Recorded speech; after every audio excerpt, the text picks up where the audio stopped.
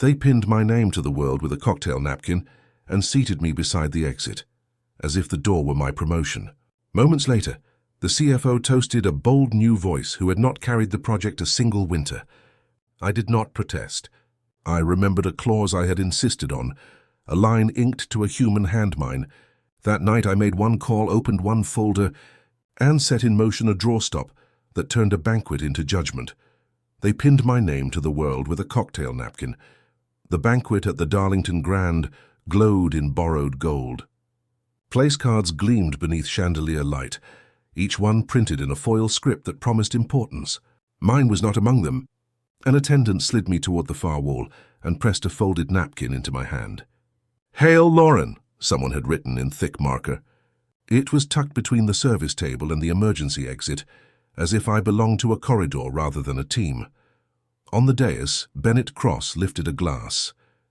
His cufflinks flashed like signals at sea. "I want to congratulate a bold new voice," he said, voice warm, eyes colder than glass.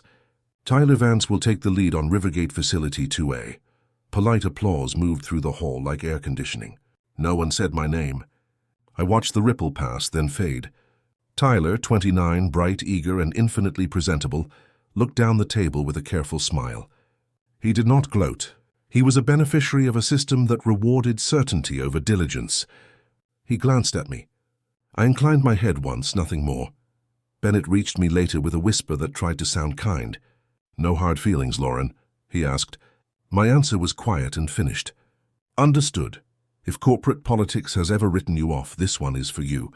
Outside, Harbor City was a winter painting done in graphite. I walked until the music of the ballroom was a distant idea and turned into the neon hush of Maple and Main Diner. The booths were polished by decades. The coffee tasted like mistakes that had learned discipline. The waitress brought a slice of coconut cream pie with the soft authority of someone who has seen worse nights than mine. I do not like coconut. I ate every bite. I did not draft a speech. I opened a folder. The paper inside had been printed when the ink of our loan covenant was still fresh. Rivergate 2A was a federal co-lender project, and the covenant carried a spine of obligations that did not bend for seating charts or speeches. Clause 7.4.3 lived on page 12. I had argued for its language 2 years earlier, and won. It stated what many prefer to leave implied. The compliance proxy shall be a named person, and any material transfer of project oversight requires proxy consent, board ratification, and notice to the co-lender. Names matter. They fix responsibility to a human hand. They prevent a process from becoming a rumor. I read the clause once, then again, until my pulse matched its cadence. If Bennett had reassigned oversight without my consent, if no ratification existed, and if no notice had been sent to our co-lender, then the covenant was already speaking in a clear voice. It did not threaten spectacle. It required procedure. I dialed one number. "Dana Whitaker," she answered. Her tone was steady, the tone of a person who holds the map rather than a torch. Dana is an officer at the American Infrastructure Co-lender, and she remembers details the way bridges remember weight. "Dana, this is Lauren Hale, Rivergate Facility 2A. One question. Am I still the named compliance proxy on record?" Keys tapped on her side of the line. A screen changed color in a room I could not see. "Yes," she said. "You are. Is there an issue I should know about?" "There may be a material violation," I said. "I am sending a packet now." I did not add adjectives. I did not add blame. I sent what mattered. The proxy designation page with my name in ink. The relevant excerpt of the covenant. The organizational chart as last ratified. The board minutes from the meeting when we embedded the proxy requirement as a safeguard, not a ceremony. 5 minutes later, Dana called back. "I am moving this to a drawstop review," she said. "This is not an asset seizure. It is a pause pending cure. We will issue a preliminary notice." "You know the process." "Yes," I said. "I know the process." The diner's clock slid past midnight with the gentle persistence of a tide. I paid the bill and stepped into cold air that clarified thought. At home, the city's lights pulsed like a set of careful warnings. I set an alarm for early, and I slept without speeches, without a wish for reversal. Procedure would wake before I did. Morning arrived with a sky the color of paper. In the lobby, the headlines on the wall screen spoke of markets and storms. and a city council vote that could wait. On the 28th floor, our reception smelled faintly of citrus and toner. People nodded without meeting eyes. The ordinary hum of office life continued, because machinery prefers habit to news. At 7:43 a.m., the news arrived. The message touched every executive inbox at the same second, as if a metronome had clicked inside the building. Subject: disbursement drawstop initiated, preliminary notice. The body of the email was disciplined and exact. The co-lender had initiated a drawstop for Rivergate Facility 2A, pending verification of compliance with Clause 7.4.3. A notice of default, preliminary, was attached. The cure deadline was stated in a line that did not allow interpretation. Friday, 5 p.m. Eastern. There was no drama in the language. There was only sequence: reinstatement of the named proxy with full operational access, documentation of ratification or immediate ratification, written notice to the co-lender of corrective action, review of recent transfers for proper proxy consent, submission of a board acknowledgement regarding oversight handling. Upon receipt and acceptance, the drawstop could be lifted. If the cure failed, the file would move toward an event of default review. The word seizure did not appear. It did not need to. I stood at the window and watched Harbor City gather its day. The river cut through the skyline with its usual patience. Trucks moved along the far quay like thoughtful insects. In the reflection, my face was smaller than the glass allowed, which felt appropriate. This was not a story about a raised voice. It was a story about a signed clause that had waited for its purpose and found it. Behind me, a door opened and closed with careful hands. Somewhere down the hall, a printer began its measured work. Phones lit, people began to read. The day adjusted to a new axis. The dessert was not the finale. It was the fuse. The boardroom looked like restraint made of glass. Morning light fell across the polished table in long, deliberate bands, and the city outside pretended not to watch us.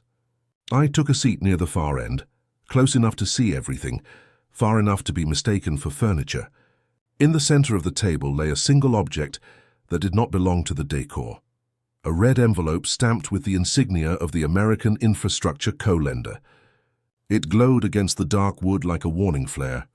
Robert Keene, our in-house counsel, did not clear his throat or perform ceremony. He opened a thin folder and let the language do the lifting. "The rule is plain," he said. "Removal or reassignment of the named compliance proxy without ratified cause and without notice to the co-lender triggers a drawstop. A cure is required before the stated deadline."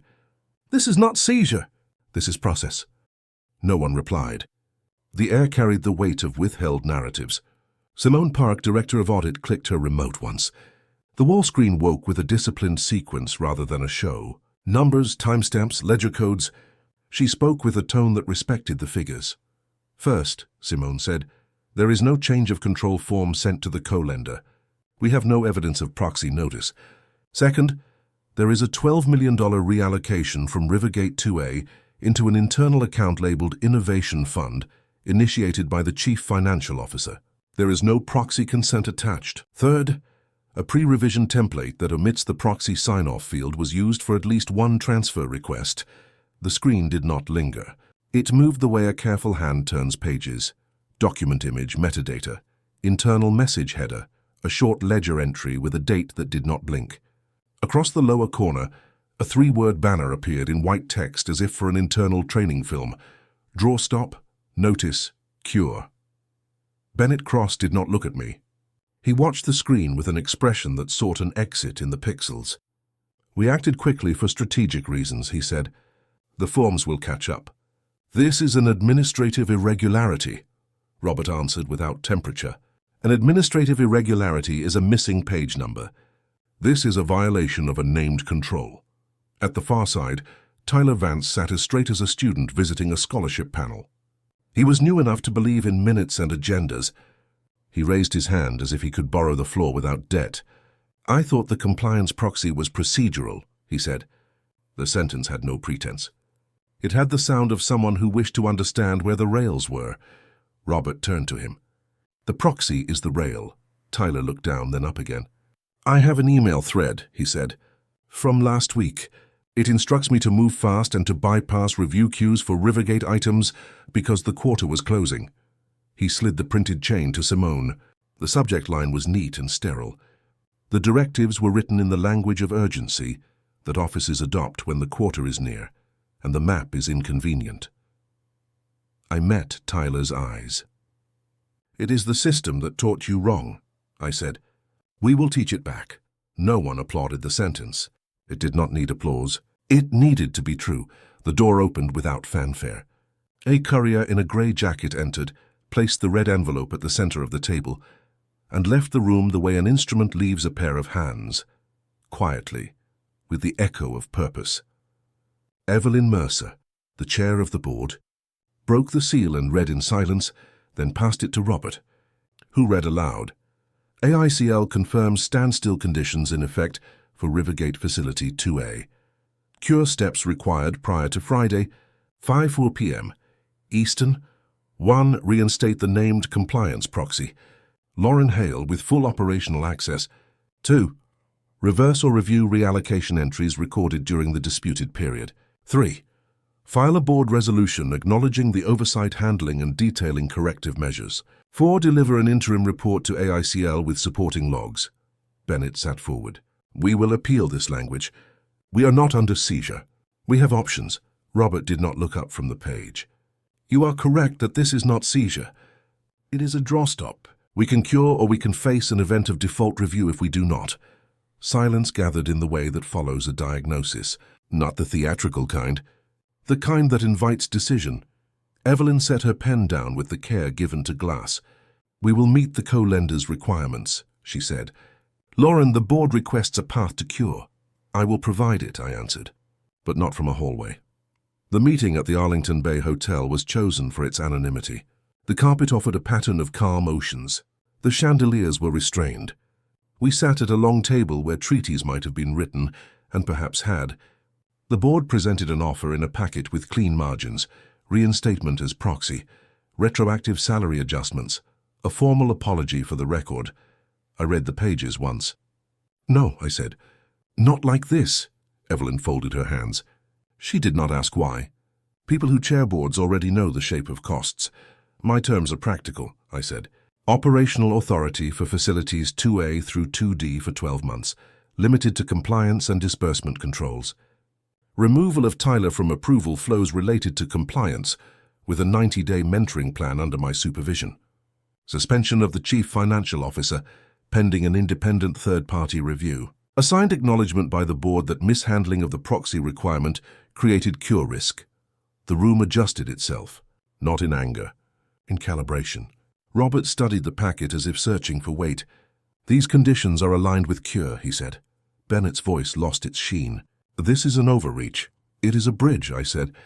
"We must cross it or watch the water rise." Evelyn looked down the table. Heads nodded, some immediately, some as if asking permission from a past self. "Draft the resolution," she said to Robert. "Set the mentoring plan," she said to me. "Notify the co-lender that cure is underway." We rose. Chairs returned to their measured angles. In the hall, the carpet appeared softer than it had when we entered. Back at headquarters, Simone sent a message marked urgent to a narrow list. When I stepped into her office, she did not perform suspense. She turned her monitor toward me and pointed to a date. "This transfer," she said. "Last Tuesday at 3:22 p.m. It used the old internal form. The field for proxy consent does not exist on that version. The system processed it automatically. Subclause 11BC states that a transfer executed without a valid proxy field constitutes an automatic breach." The notice clock began there. The hallway sounds fell away. When the truth enters a room, even the ventilation seems to listen. "Before the banquet," I said. "Before," she answered. Robert stepped in, having been called without delay. He read the line in the covenant that had once been a paragraph on a page and was now a date in our lives. He did not sit. He let the words settle into him and then into the air. "We were already in breach before we took our seats," he said. The sentence did not accuse. It revealed outside the glass, Harbor City continued its practiced choreography. Traffic moved. The river kept its patient course. In our building, the red envelope on the table of the boardroom lay open like a door that could not be closed without consequence. Evelyn called for a final session that afternoon. The agenda was a single line, cure. On the first page of the draft resolution, the board acknowledged the mishandling of the proxy requirement. On the second, they authorized my operational authority across the 4 facilities. On the third, they suspended the chief financial officer pending an independent review. Tyler watched the signatures gather and did not look away. When it was done, he approached me and spoke with a dignity that did not protect him from humility. "I want to learn the right way," he said. "You will," I answered. "The project demands it." Robert prepared the notice to the co-lender. Simone cued the reversal entries and compiled the logs. I drafted the interim report, each section a gate that the process could pass through without force. At the center of the boardroom table, the AICL envelope waited as if it understood the hour. If we met the deadline, the drawstop would lift. If we faltered, the file would travel to asset control review, and the vocabulary of our work would change to a language no one wished to speak. The clock moved, precise as surgery. The day turned the color of late metal. We walked back into the boardroom, carrying signatures and evidence and the outline of a cure. The envelope glowed again under the lights, an ordinary object carrying an extraordinary consequence. We stood around the table not as victors and not as victims, but as custodians answering to a clause that did not care for pride. Outside the glass, the river kept its course. Inside, pens touched paper. The hour approached, and the door to consequence stood open, waiting for our choice. The room appointed for the special compliance session had no art and no view. It was a chamber made for decisions rather than impressions. The table was a rectangle of quiet wood. The air carried the faint odor of paper warmed by machines. I laid the evidence on the surface, as if setting instruments on a surgical tray. Robert Keane, our counsel, sat at my left. Simone Park from Audit sat across, a pen resting, unused, on an open notebook. At the far end, 2 board members watched with their hands folded, as if stilling motion might still the hour. No one raised a voice. The process would do the speaking. "Logs first," I said. Simone connected the secure workstation to the display. 3 images appeared in sequence like triptych panels. Local archive, isolated forensic shell, audit vault mirror. On each, the same chain of entries replicated with uncompromised symmetry access tokens. User IDs, UTC stamps, checksums. The cursor moved along a timeline, revealing the structure of the days that had brought us here. "These are the system logs for Rivergate funding flows and approvals," Simone said. "They were captured nightly, verified against hash records and preserved in triple redundancy. There is no evidence of alteration. The signatures are clean, the word hung in the room clean without triumph. It meant only that truth had retained its original temperature." "Next," I said, "the memo." Robert slid a printed sheet toward the center. The header was precise, the kind a person uses when he wishes his instruction to travel quickly through the corridors of a system. Compliance flag override, temporary workaround. Bennett Cross had authored it.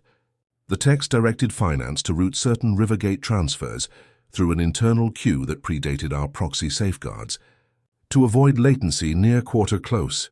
The instruction did not mention the proxy field. It did not need to. The omission did the work. Simone placed a fingertip lightly on the bottom margin. "Hash confirmed," she said. Timestamp intact. The evidence created its own geometry. A memo that enabled a path that omitted a field that carried a name, and a name that anchored a clause. The lines met. The picture was clear. Robert lifted his gaze to the board witnesses. "The recommendation from counsel," he said, "is termination for cause of the chief financial officer, with no severance and no non-disclosure agreement. We further recommend full audit disclosure to the co-lender, and we affirm the reinstatement of Ms. Hale as the named compliance proxy." There was no argument in the silence that followed. There was only acceptance and the sober weight of a decision that arrived later than it should have, and exactly when it had to. The full board convened an hour later. The vote was recorded and final. 11 in favor, 1 opposed. Bennett Cross was suspended pending completion of the independent review, and then terminated for cause. The resolution reinstated my proxy authority and appointed me interim chief operating officer for a period sufficient to execute the cure plan.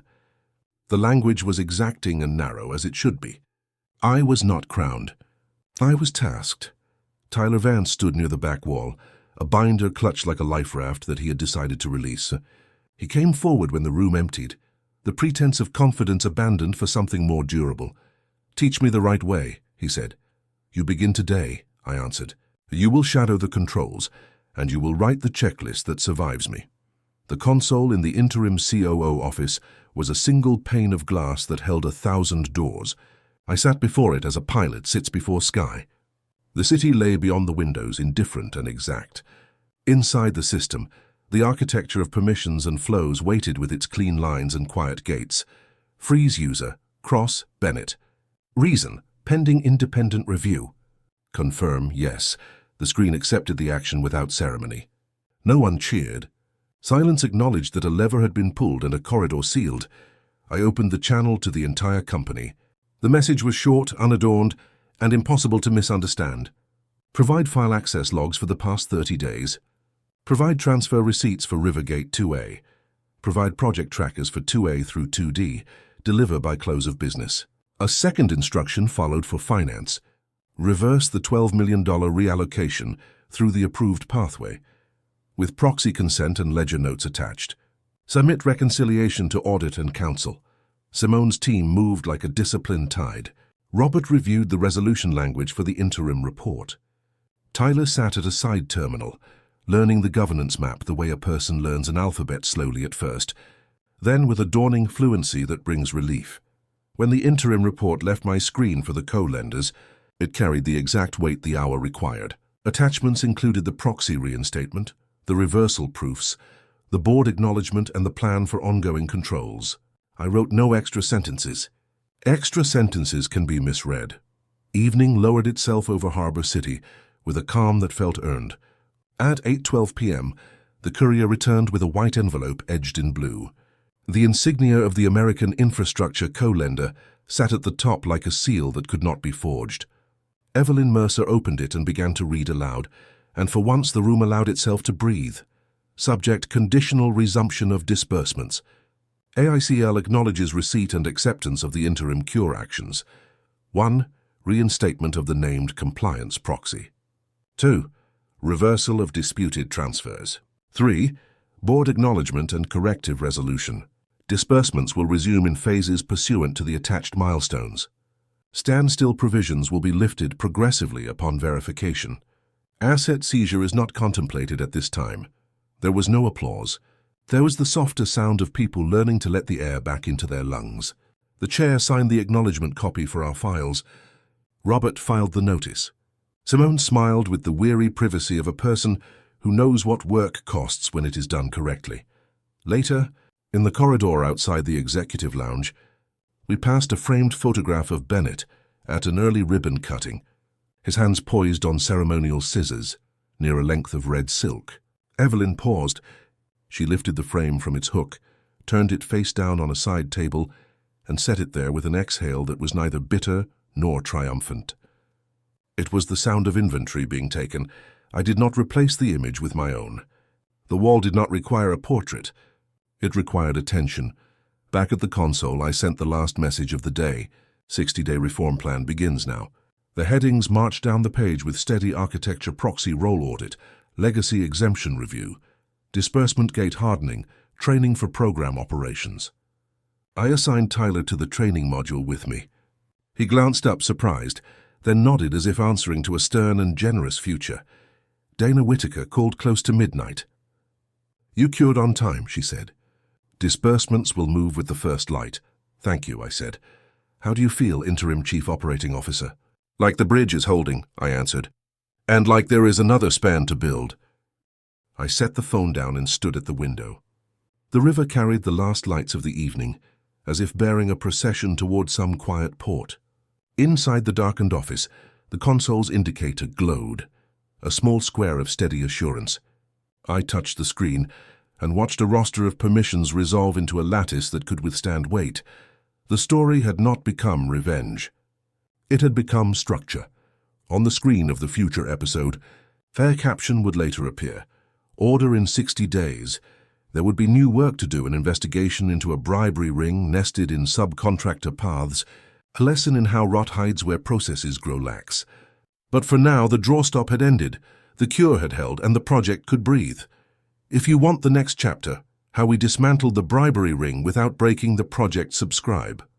No spectacle, only receipts. They will tell this story as a spectacle.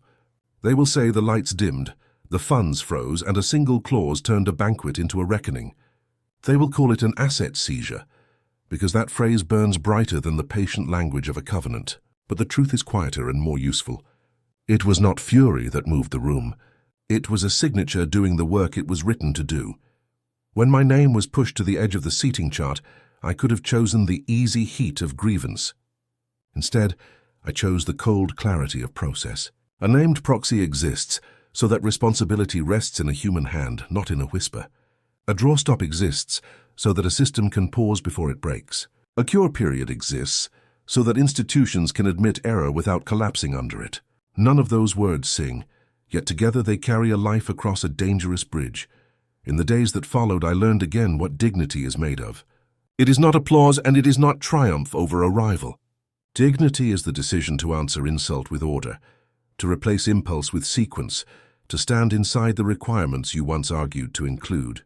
It is knowing that the most durable victories are often administrative, and the most meaningful reforms begin with a form that is finally read aloud. If there is a lesson here for anyone who has ever been written out of a room, it is this: learn the structure that governs your work until it can stand in a storm. Put your name where it must be and defend why it matters. When the test comes, do not shout. Show your receipts. Let the paper speak. And when you cross back over the bridge you protected, use your footing to repair what failed, even if it failed you first. I would like to hear your version of this lesson. Have you ever chosen procedure over spectacle and found that it held? Share it below. Your story may be the map someone else needs. If you wish to follow the next chapter, how we dismantled a bribery ring without breaking the project, I would be honored to meet you there. Subscribe if you choose, and add your voice to a conversation that tries to make difficult systems a little more honest. In the end, the river kept its course. The project breathed again, and a wall that did not need a portrait kept its space for attention. Some will remember the night as punishment. I will remember it as repair.